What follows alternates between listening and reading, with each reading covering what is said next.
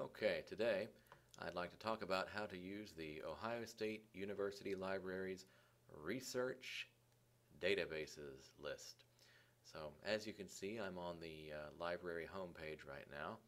You want to go to the links section up here and click on Research Databases list.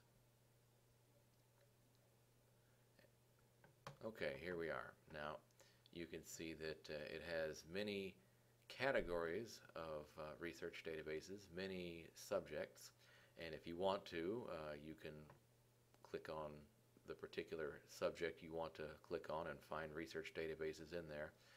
But I find it's also very useful just to start off with a particular research database called Academic Search Complete. And you could also search for it here in the A's if you like, but let's go to that. And looks like we need to go click one more time to get to it. And here we are. All right. So based on a conversation I had with one of the students last week, what if I look for art history?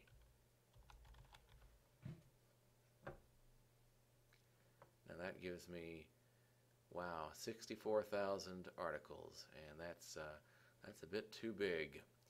So we're going to narrow that a bit. Looks like I need to move this a little bit so we can see what we're doing here. Okay, so you can see we'll be using some of these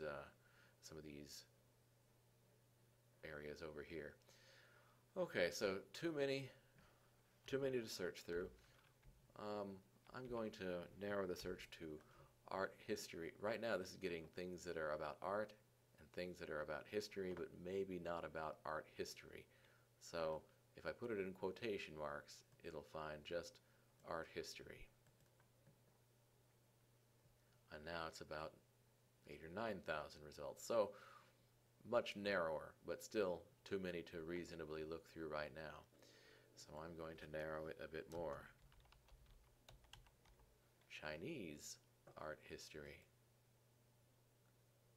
152 articles. Okay, so now that's much more reasonable. If I were doing a dissertation, I could probably read through all of these. However, for a shorter research paper, this is still a bit too much to look through.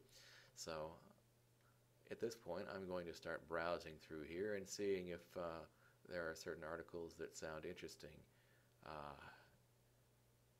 Okay, cannibalism. Cannibalism is the act of eating members of your own species. So in the case of humans, it's humans eating humans.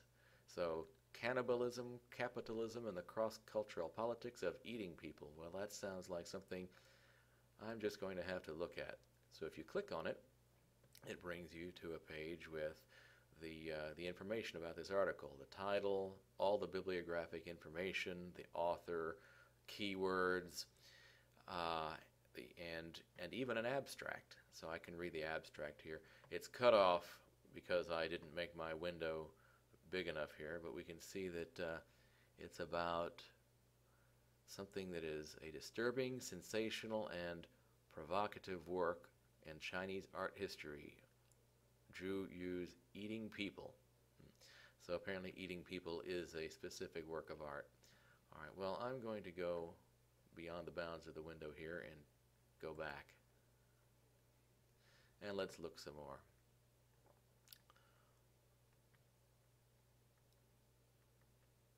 Confucian, all right. Japan.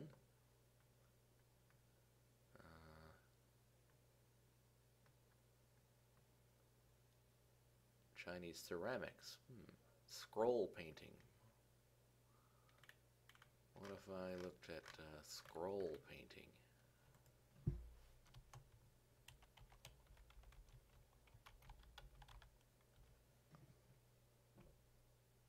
Three. Wow, well, I have narrowed the search so much now that it's a little bit too narrow. because we want about 4 or 5 sources to put in the annotated bibliography. So if instead of just scroll painting, I made it any painting, what would that do? Okay, so that could work too. Another term I found when I did this search earlier was Buddhist, and that proved to give some interesting sources. 8. Now, hey, that could actually work pretty well. You could read all 8 of the articles if you wanted to, and it looks like these are about Buddhist cave shrines. Cave 61. And Buddhism, Islam, cave shrine. Yeah. So, I think we have a pretty good narrowing down here. So, notice over here that 6 of these are from academic journals. 1 is from a magazine, 1 is from a newspaper. Let's focus just on the academic journals for now. If you want to look at the magazine article later on, which is this, you can, but these are going to be more useful for, scholarly writing. Okay, so here are those 6 articles. Now, if you click on these, you can find the information again, but let's just assume that you know what you want, that you want one. So I'm going to move the window here a little bit so you can see these useful icons. Here you can actually download the text as HTML or PDF, or if it's not available either of these ways, you can try to find it through another library. For now, I'm going to click plus. And actually, I'm not going to do that. I'm just going to click on the article here. And I'm going to move the window over so we can see our options here. We're going to add it to a folder. Okay.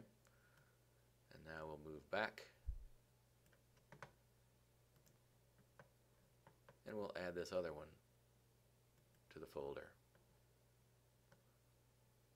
So over here, add to folder. Good. And let's get one more article.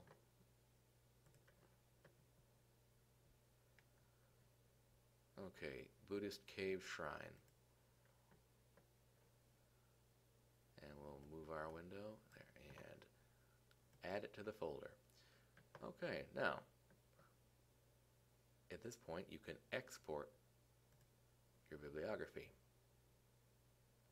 So let's look at what the export manager can do. You have some choices for how you would like to export it, depending on if you want it in XML format or generic bibliographic management software. This way you can import it into whatever software you like, whether it's Mendeley or Biblioscape or something else. Or what I'm going to do is directly export it to refworks. Refworks is some bibliographic management software provided by Ohio State University. You can, if you don't already use some bibliographic software, I recommend this. It will be useful to you for the entire time you're at Ohio State. So I'll hit save.